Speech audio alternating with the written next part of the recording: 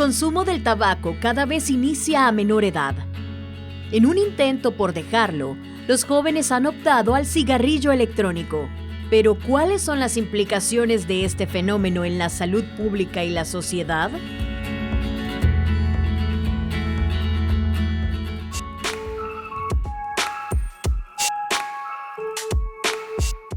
En 2003, surgió una innovación que revolucionó la forma en que muchos fumadores obtienen su dosis de nicotina: el cigarro electrónico. Honglik, un farmacéutico de origen chino, motivado por la pérdida de su padre por causa del cáncer de pulmón, hizo este dispositivo capaz de proporcionar una experiencia similar a fumar sin la quema de tabaco.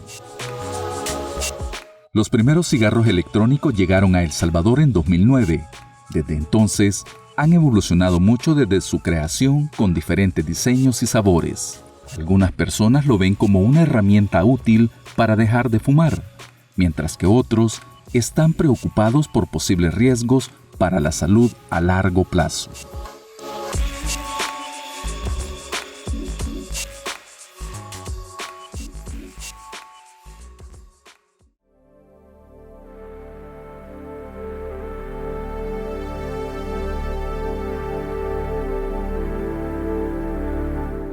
Antes fumaba y fumaba quizás media cajetilla por noche. Ahora prefiero el vape porque me calma las ganas de estar fumando y pues siento que es más sano.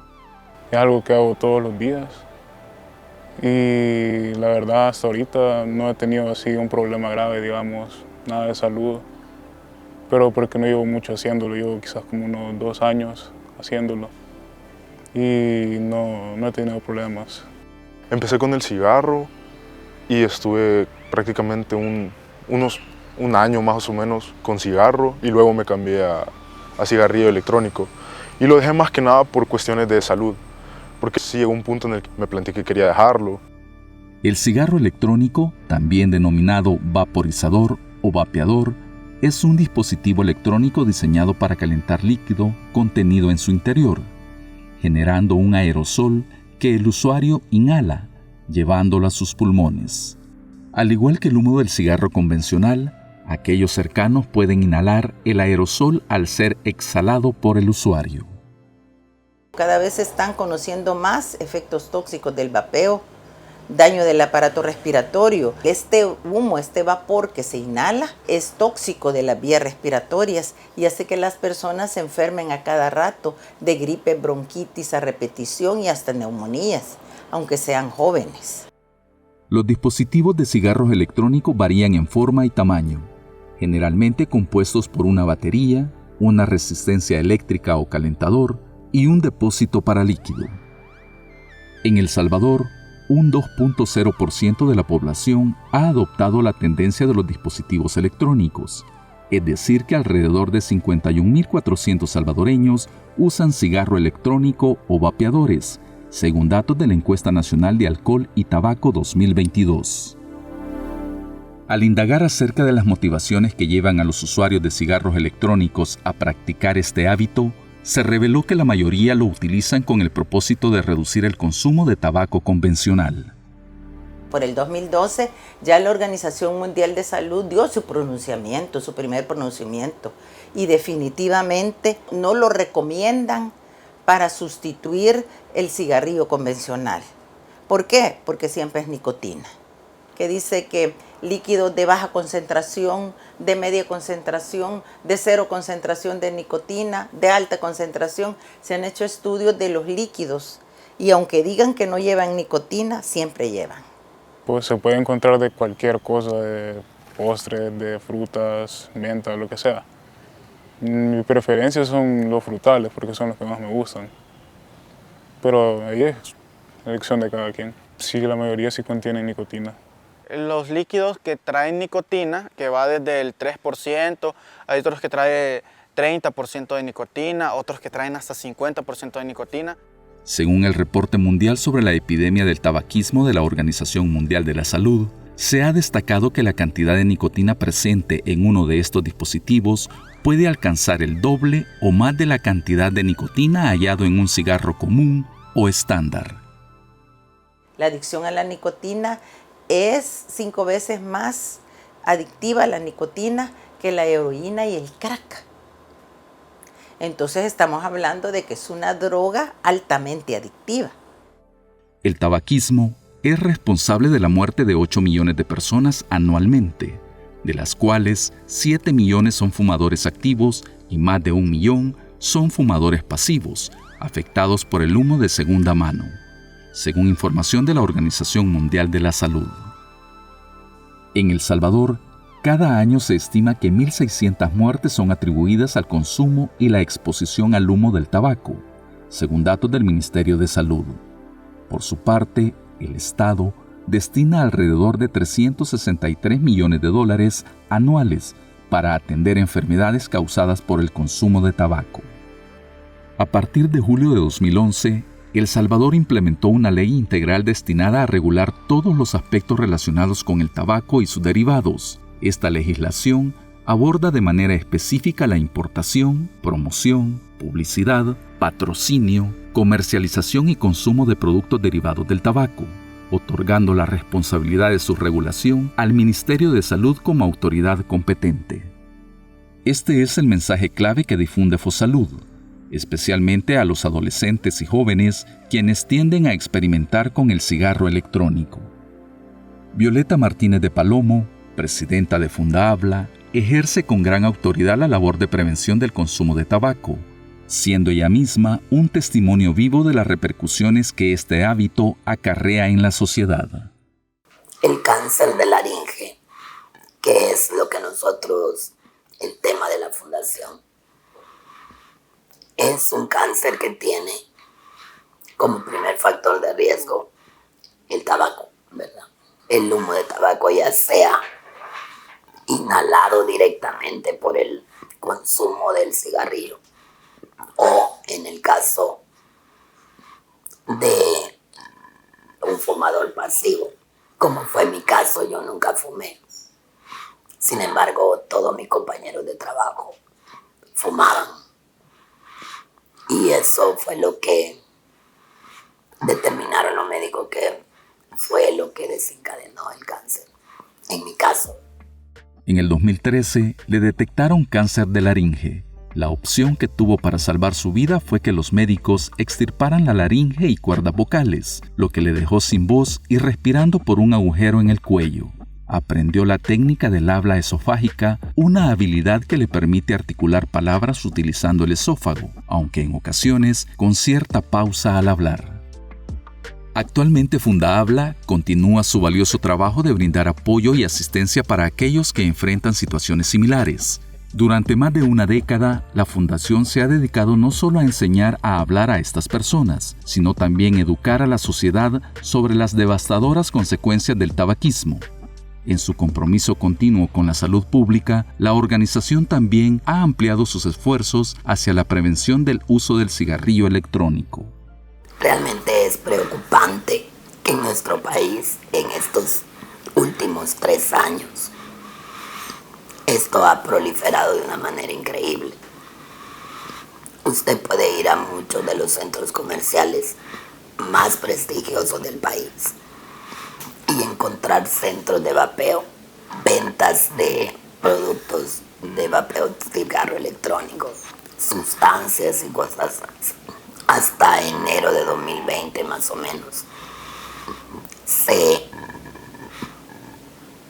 contabilizaron alrededor de 68 muertes por el uso del cigarro electrónico y más de 2.000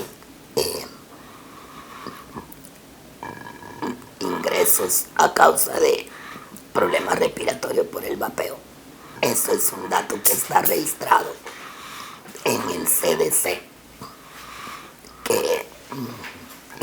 de Estados Unidos.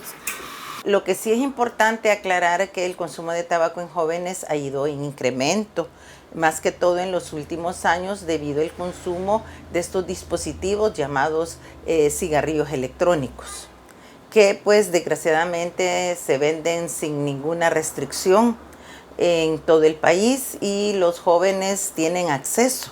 Es más fácil para una persona joven conseguir un dispositivo, un cigarrillo electrónico, que conseguir tabaco, porque el tabaco se compra más que nada en gasolineras, en supermercados, y ahí te piden el DUI, por ejemplo, pero hay páginas de vape que realmente no te piden absolutamente nada, es decir, o sea, te puedes ver mayor y ser menor de edad, por ejemplo, y, o sea, si tenés el dinero y todo, o sea, te lo venden. En YouTube también hay muchos youtubers que prácticamente todo su contenido se basa en eso, el vapeo, sobre lo que es realmente cada dispositivo, por ejemplo, lo que es los unboxings de tal dispositivo. Entonces, siento que sí se maneja más por las redes sociales, el ámbito del cigarrillo electrónico.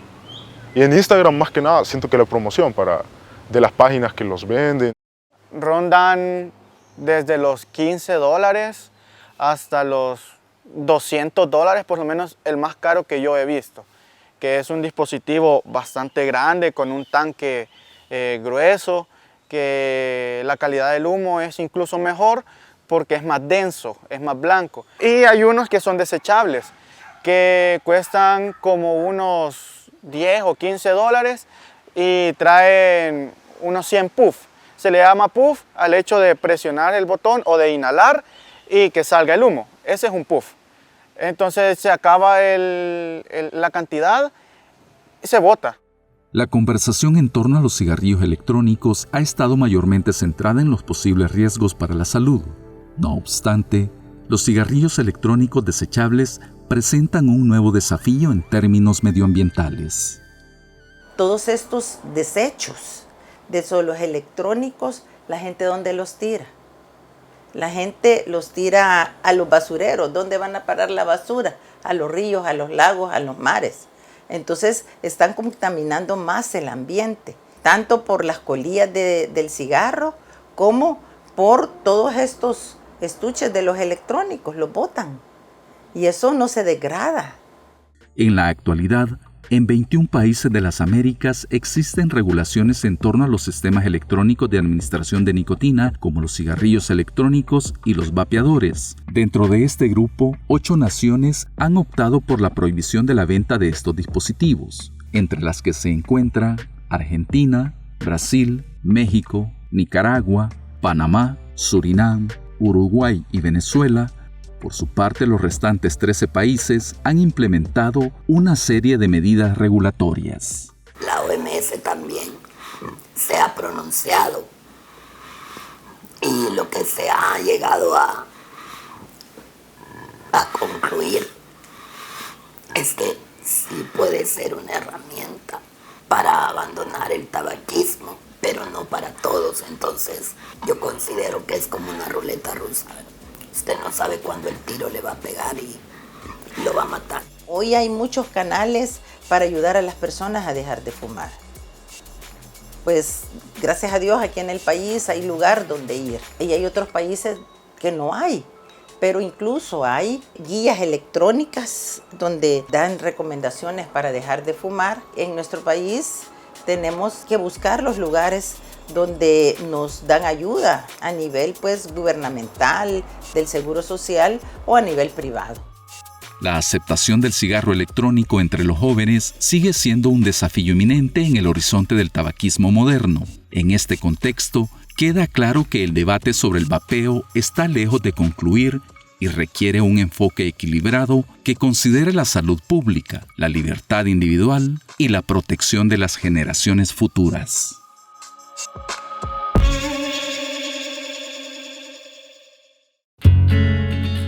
A continuación, el editorial. En 2019, una encuesta realizada por el Instituto Universitario de Opinión Pública de la UCA, que exploró las expectativas ciudadanas de cara al nuevo gobierno, reveló que más de la mitad de la población salvadoreña consideraba que la falta de medicamentos y la mala calidad del servicio de atención eran los principales problemas del servicio de salud pública en El Salvador. Asimismo, la mayoría de la población encuestada enfatizó que la principal prioridad del gobierno debía ser asegurar un mejor suministro de medicamentos para todos los usuarios de este servicio público. A inicios de este primer periodo presidencial, la evaluación ciudadana al servicio de salud pública era desfavorable, recibiendo una calificación promedio de 5.18 de parte de la población salvadoreña. Las expectativas de mejora del sistema de salud pública que tenía la mayoría de la población descansaban principalmente en el cambio de la administración, el anhelo de que se cumpliera la renovación de la infraestructura y el abastecimiento de medicamentos, así como en la inversión en equipos y personal, tan necesarios para mejorar la calidad y ampliar la cobertura del sistema. Según la información del Ministerio de Hacienda, en los últimos 2 años, el Estado salvadoreño ha realizado una inversión de más de $2.000 millones en el ramo de salud. Sin embargo, solo el año pasado, el gasto en el rubro de transferencias corrientes alcanzó casi $500 millones, mientras que el rubro de bienes de uso y consumo solo registró un gasto de $83 millones. En este rubro se incluye la compra de medicamentos, vacunas, equipos médicos y suministros quirúrgicos, entre otros. Al calcular el gasto realizado en este rubro durante el año 2023, entre el total de la población salvadoreña estimada en ese mismo año, dicho gasto equivale a un aproximado de $13.16 por cada salvadoreño. Este monto parece ser ineficiente para garantizar aspectos fundamentales que permitan a cada salvadoreño el acceso, la disponibilidad y buena calidad de medicamentos dentro del sistema público. Si tomáramos la inversión que este gobierno ha realizado en la compra de Bitcoin en los últimos 4 años, este gasto alcanza $126 millones. Y asignáramos este monto al rubro que contempla la compra de medicamentos, el monto disponible por cada salvadoreño registraría un incremento de un 150%. La actual configuración del sistema de salud pública se enfoca en ofrecer un servicio fundamentalmente de tipo curativo, dejando rezagado un modelo de atención preventivo, que permitiría una atención integral no solo de enfermedades, sino también de potenciales amenazas que pueden comprometer la salud de la población. Teniendo en cuenta que según la encuesta de hogares y propósitos múltiples de 2023, el 73% de la población salvadoreña no cuenta con ningún tipo de cobertura médica, esa proporción de la población se convierte en el principal usuario del sistema de salud pública. Un sistema que aún no está diseñado para garantizar el derecho a la salud, como un derecho inclusivo, porque deben asegurarse una amplia gama de factores para garantizar una vida sana a toda la población salvadoreña.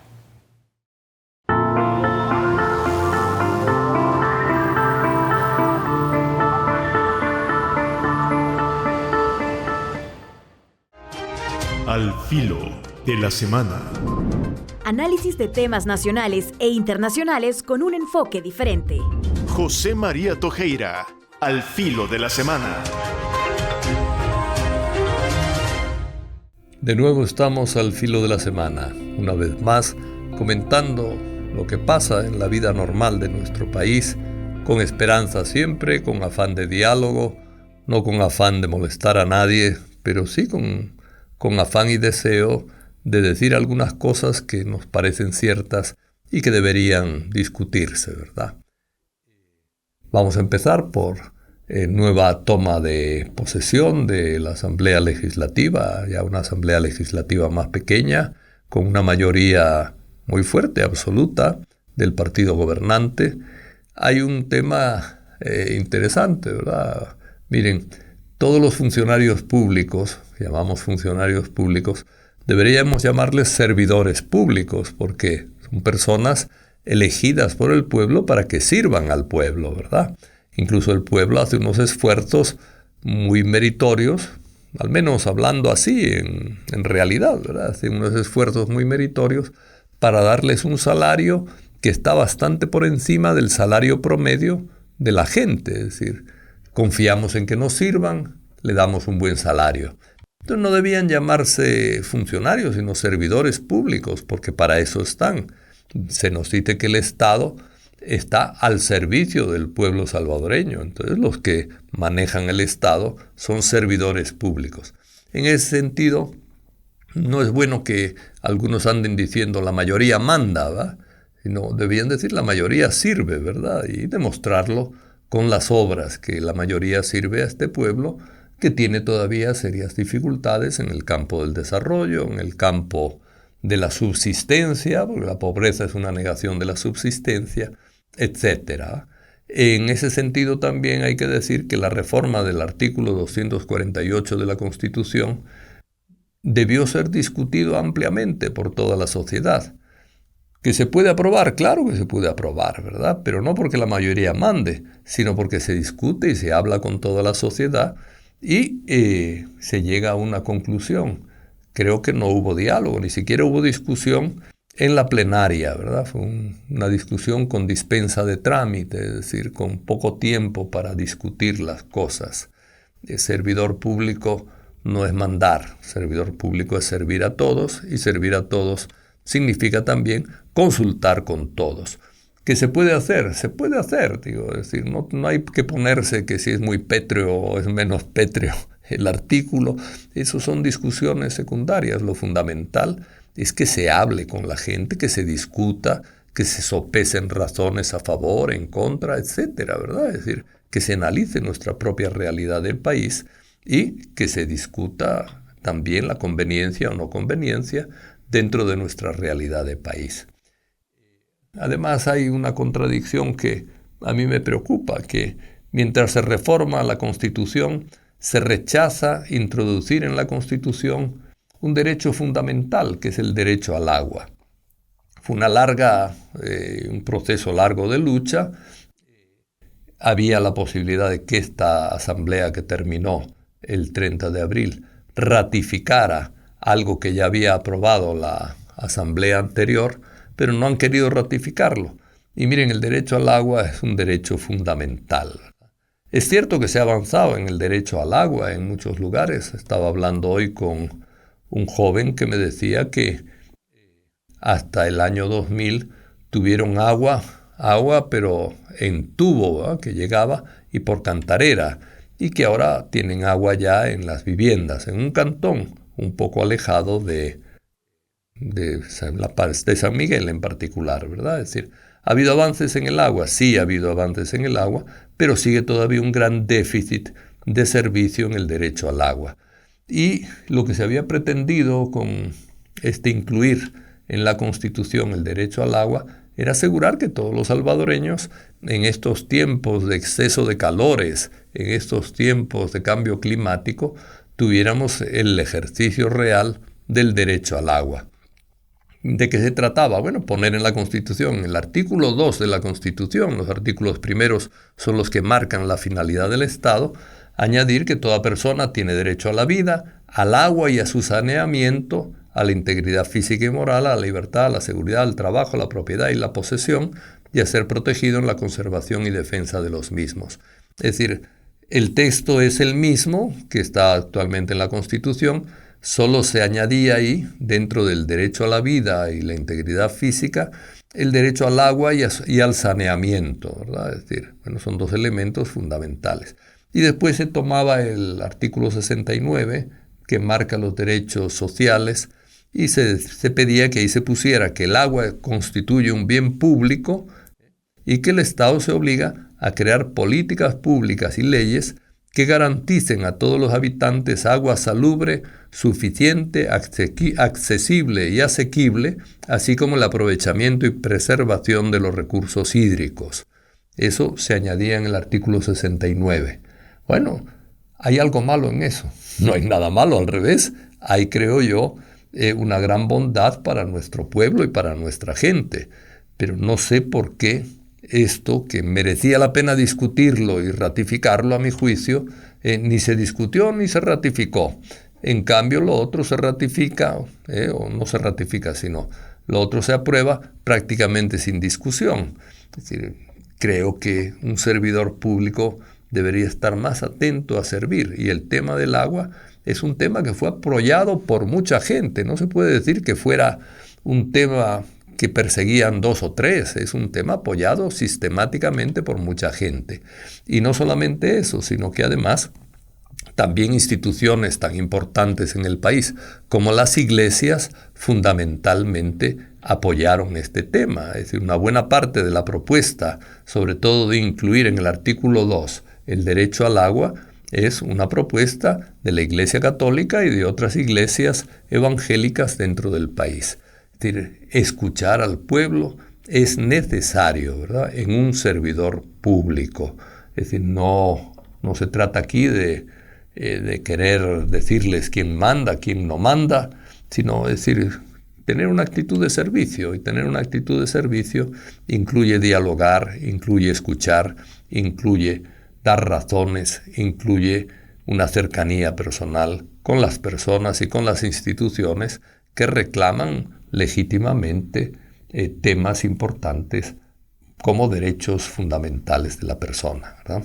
El derecho al agua está reconocido por las Naciones Unidas y muchos países han metido el derecho al agua en sus constituciones. No vamos a seguir con el tema para no alargarnos demasiado, pero sí es un tema importante y es lamentable que se haya decidido a no ratificar una propuesta que estaba pendiente y había sido aprobada en primer debate, digamos, por una asamblea legislativa. Ojalá la actual, que puede ahora aprobar el derecho al agua en 2 sesiones, una con la mitad de los votos y la otra con las 3/4 partes que las tiene el partido gobernante, aprobara el derecho al agua y lo metiera en la Constitución. Ojalá. Esperemos que algo toque el corazoncito de nuestros diputados y se abran a los reclamos de las personas. Hablando de reclamos, tuvimos la manifestación del 1 de mayo. La gente se quejó de detenciones arbitrarias, de dirigentes sindicales capturados por defender los derechos laborales de los trabajadores. Lamentable que a gente que defiende derechos se la detenga, sean sindicales, sean medioambientales, sean derechos básicos, como las madres que defienden a sus hijos o buscan defender a sus hijos detenidos con el régimen, etcétera, ¿verdad? Dentro de este tipo de reclamos, hay un reclamo que yo quisiera insistir en él, es el reclamo de las trabajadoras del hogar que exigen al Estado que se ratifique el convenio 189 de la OIT. ¿Qué significa el convenio 189 de la OIT? Que las trabajadoras del hogar tienen derecho a un contrato legal, a un salario establecido y presente en el contrato, a vacaciones, a que se regule el tipo de trabajo, el número de horas que tienen que trabajar, etc. Miren, a muchas trabajadoras del hogar se las está tratando casi como esclavas, ¿verdad? Es decir, los diputados debían tener esa conciencia clara y que las trabajadoras del hogar sean consideradas como trabajadoras formales y tengan derecho a contrato, a asociación, etc., es algo totalmente legítimo. Y es un convenio de la OIT que la OIT lleva pidiendo a todos los países que se firme. Y incluso desde el Alto Comisionado de los Derechos Humanos de la ONU anima a los países a cumplir con este convenio, a ratificarlo, ¿verdad? A firmarlo y ratificarlo. Ojalá este tema de las trabajadoras del hogar se trate en esta nueva asamblea. Tienen oportunidad también, las asambleas son las que deciden qué convenios internacionales se firman o no se firman. Queremos servir al pueblo salvadoreño. Sirvamos también a las trabajadoras del hogar que están en una situación de semi-esclavitud en ocasiones, ¿verdad? Bueno, pongamos normalidad ahí. Todos los trabajadores tienen derecho a tener un trabajo formal, bien estipulado por las leyes, etc. Y ellas son una proporción grande del pueblo salvadoreño y generalmente son mujeres pues muy sencillas y que no encuentran otro trabajo, pero hacen un trabajo muy intenso y muy importante dentro de los hogares. Y ya que hemos hablado de derechos humanos, terminamos con estos temas.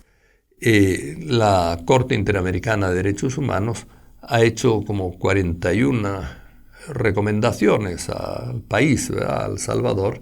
De ellas, 2 han sido cumplidas completamente, 23 están cumplidas parcialmente, han cumplido algunos aspectos, otros no, y 16 están todavía totalmente pendientes de cumplimiento por parte del Estado. Entre las pendientes está investigar las agresiones a los defensores de derechos humanos, algo de la que estábamos hablando ya. Está la libertad de expresión y el acceso a la información pública, que cada vez está más cerrada, ¿verdad?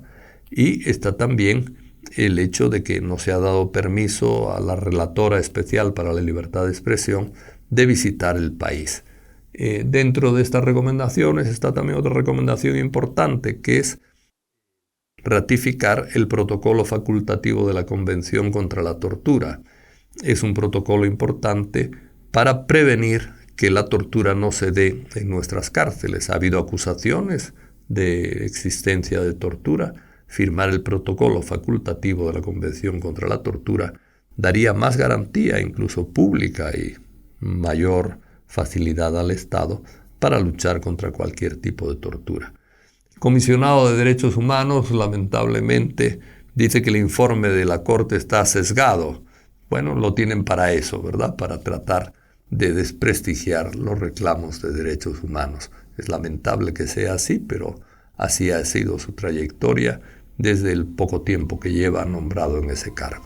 Vamos preparando también para honrar a nuestras madres. Madres también son las empleadas del hogar muchas veces. Honrémoslas a todas, sin excepción.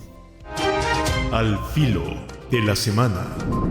Análisis de temas nacionales e internacionales con un enfoque diferente. José María Tojeira, al filo de la semana.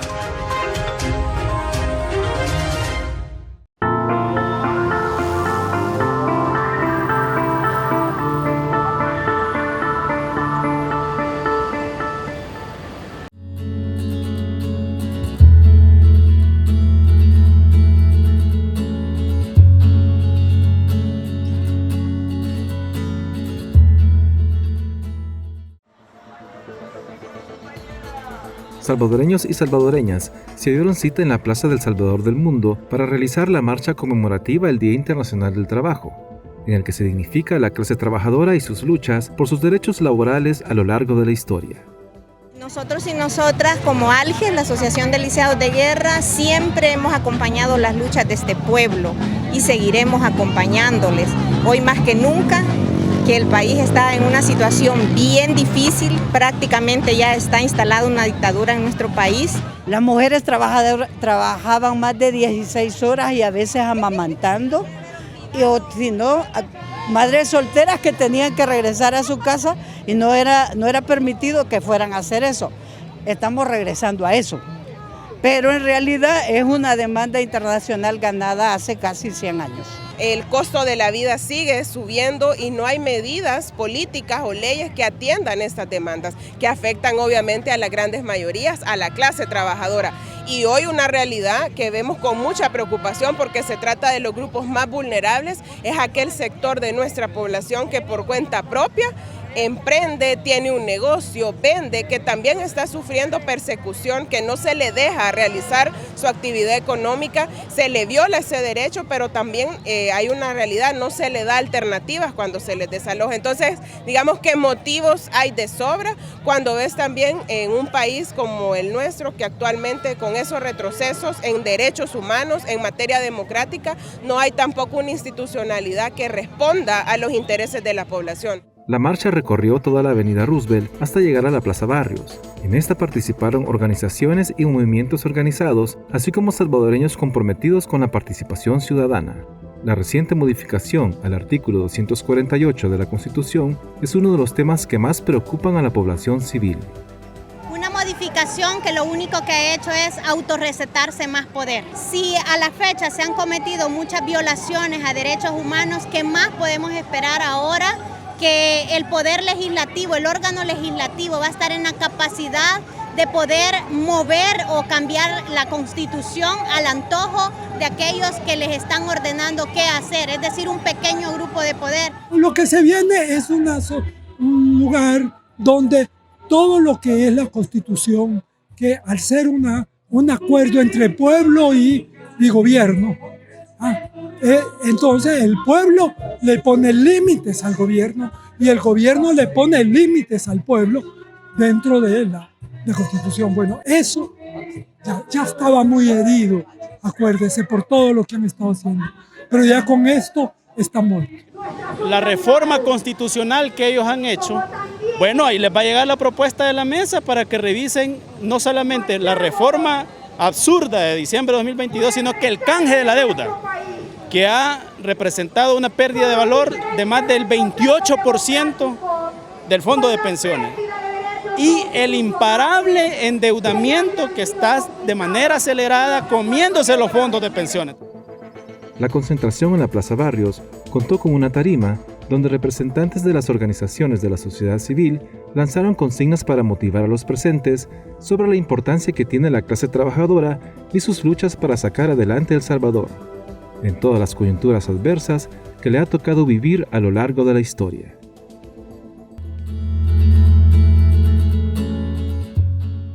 Representantes femeninas de diversas organizaciones y territorios del país se reunieron este día con el objetivo de abordar los desafíos que enfrentan al intentar acceder a la tierra. Su meta es aportar desde una perspectiva de género a la elaboración de una propuesta que promueva una redistribución justa de la tierra en El Salvador. Hay una falta de reconocimiento, ¿verdad?, de la labor agrícola que realizan las mujeres.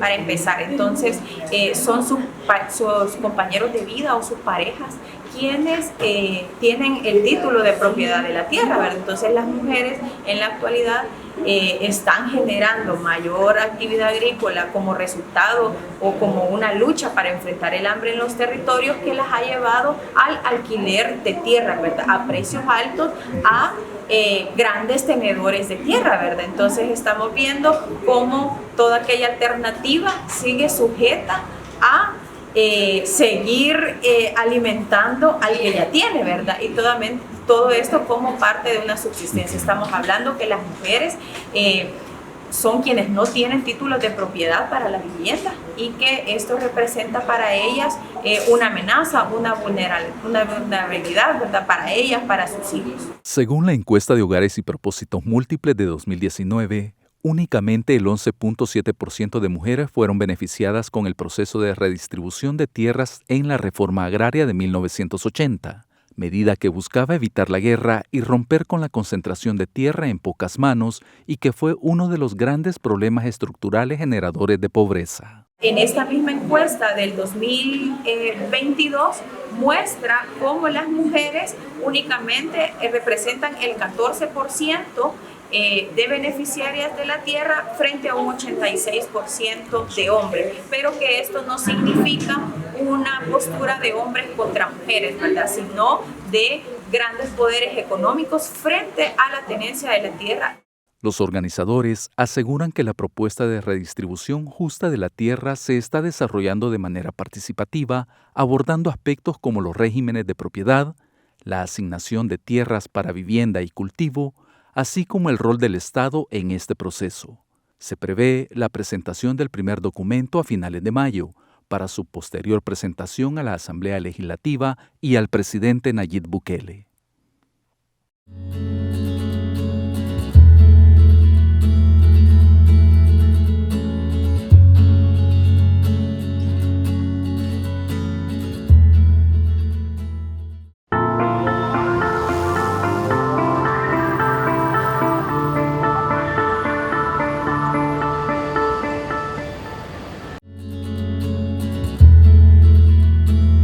En Miradas damos paso a la sección musical.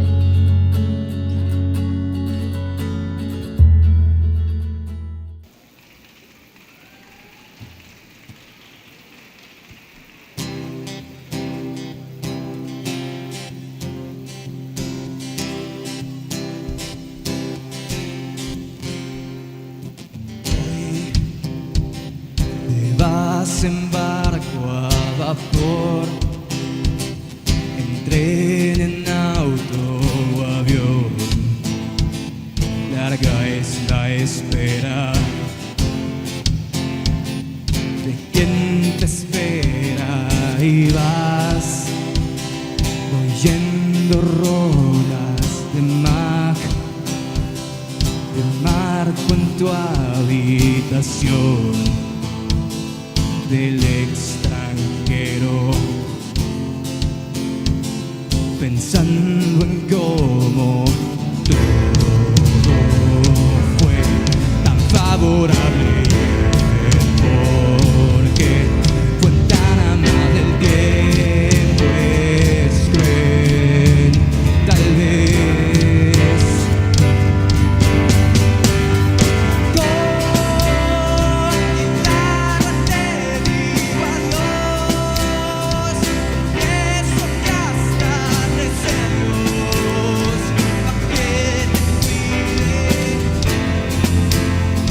en tu gran viaje y ve guardando en el corazón memorias, cartas y relación, pa' que no pese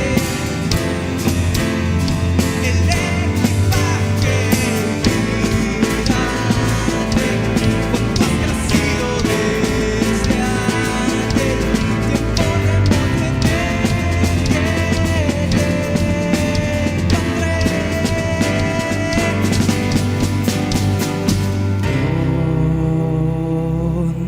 Donde sea que vaya tu amor, a Roma, Viena o Hong Kong, recuerda siempre hogares y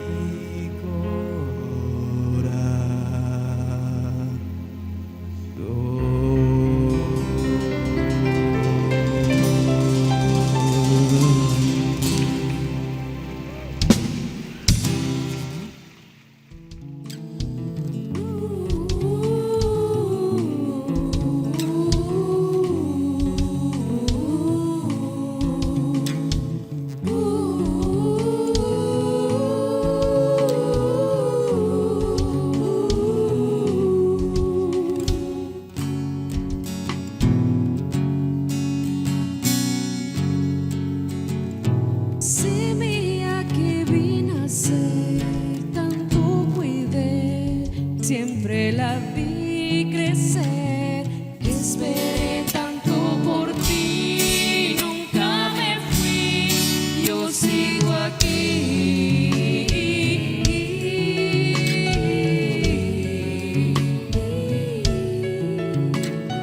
Rama que subes y escalas, buscas la luz, aprende mucho más, alumbraré tu pasar, nunca me fui, yo sigo aquí.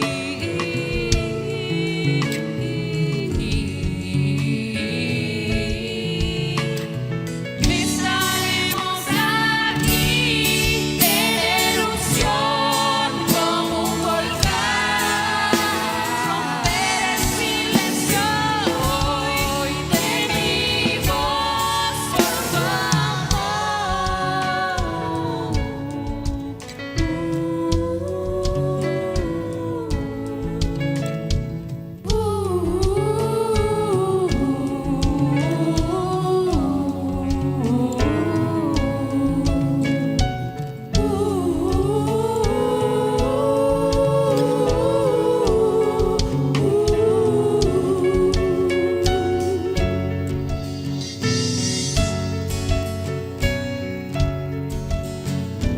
flor que a los ojos llamas, sales de aquí, te arrancaron de mí, no dejaré de buscar, nunca me fui, yo sigo aquí.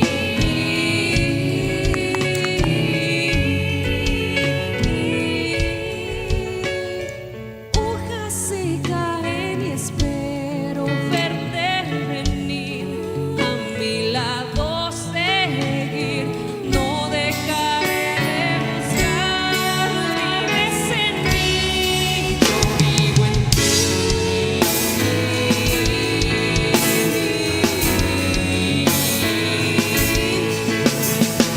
Estaremos aquí en erupción como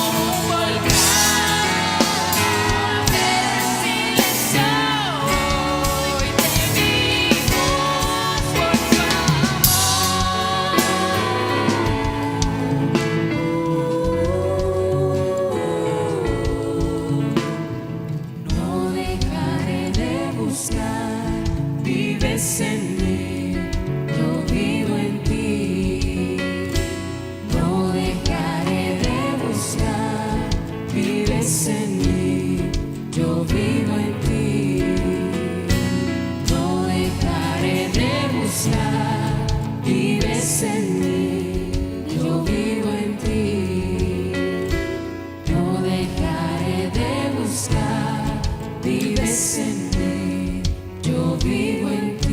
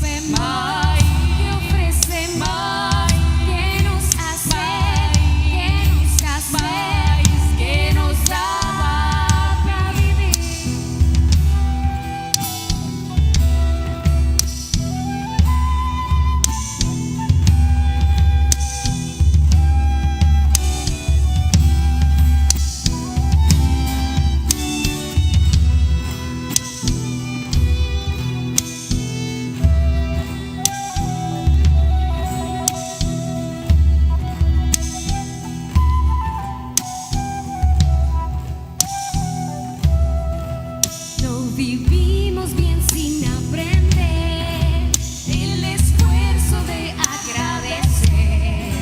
En comunidad ser vulnerables al comunicar y después comprender.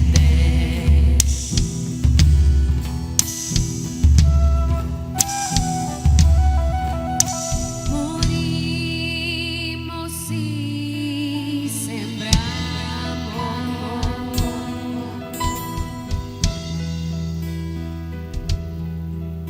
Morimos y amamos.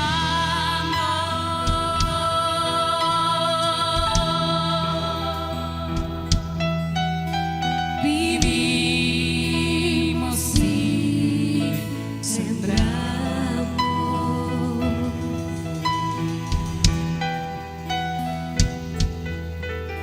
Vivimos y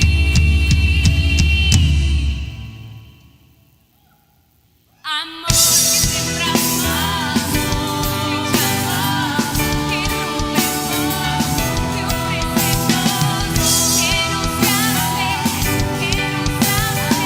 que nos da para vivir. Maíz que sembramos, que rompemos, que ofrecemos, que nos hace, que nos da.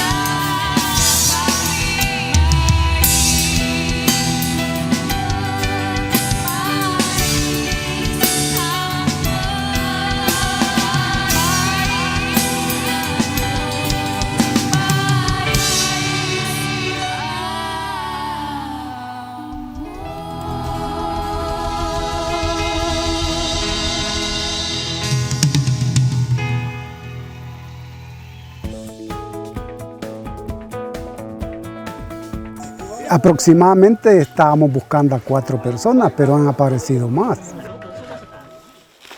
Lo que estamos llevando a cabo aquí ahorita es una exhumación de personas que fueron víctimas en el conflicto armado.